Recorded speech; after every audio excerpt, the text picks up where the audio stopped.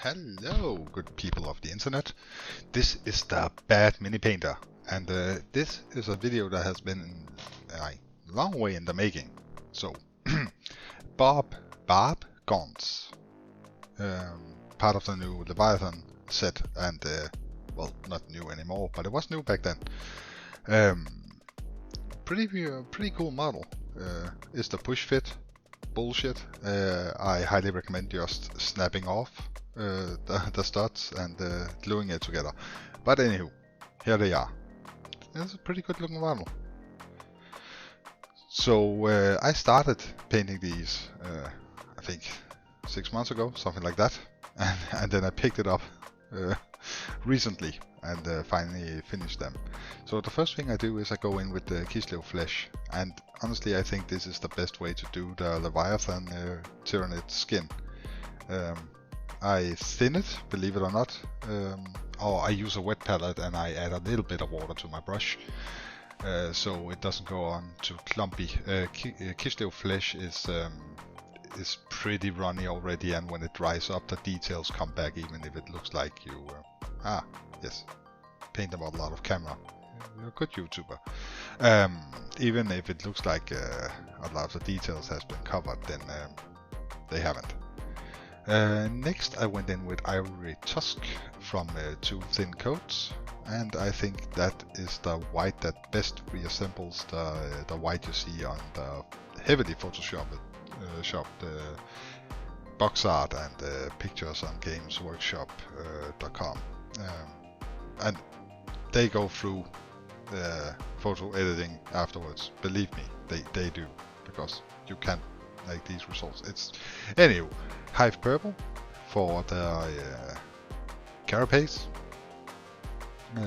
from the army painter, and look how the mat has changed. This is because time has gone by and I gave up on cleaning the green one, so it's a new one, yay.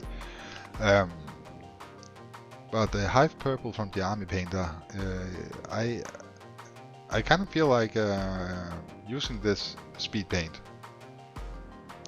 You almost don't have to do the extra detail work, because how it flows into the recesses and do the highlighting, you don't have to do the whole gene stealer purple blah blah blah blah thing. So actually I don't on this model. Normally I do, and I will probably do that on the next couple of models I do, but for this one I decided to try it out and see how I like the final result. Mephiston red for the red part of the gun. It's some heavy weaponry. Being super careful around the fingers.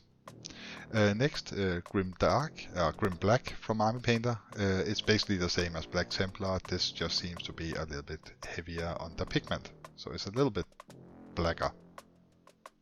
Anywho, so, and I use that for the black parts on the gun. And the claws. Yes. Next, Plasmic Bolt, again from Army Painter.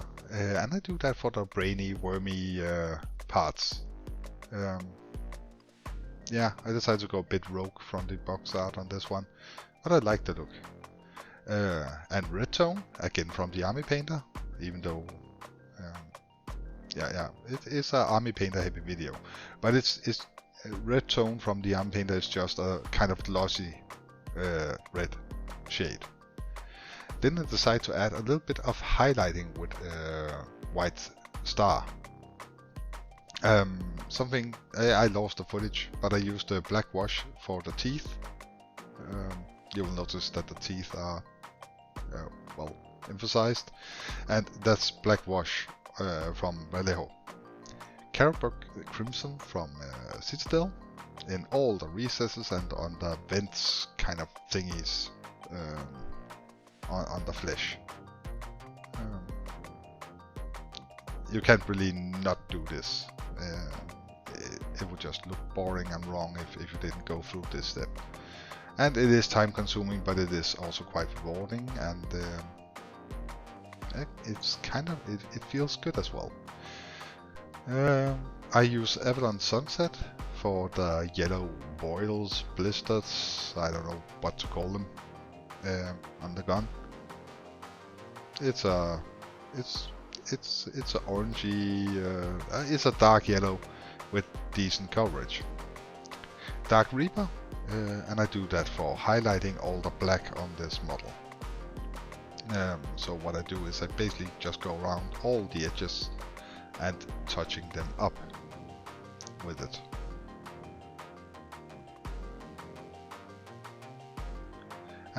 And then Blue Horror to just touch on the tips of all the edges. Just do a thinner edge highlight with that. And it's just to add some sharpness and some general interest to the whole paint job. I don't know how important it is, but I feel like it does a decent difference. Pink Horror for the tongue. Some of the models have their tongue out.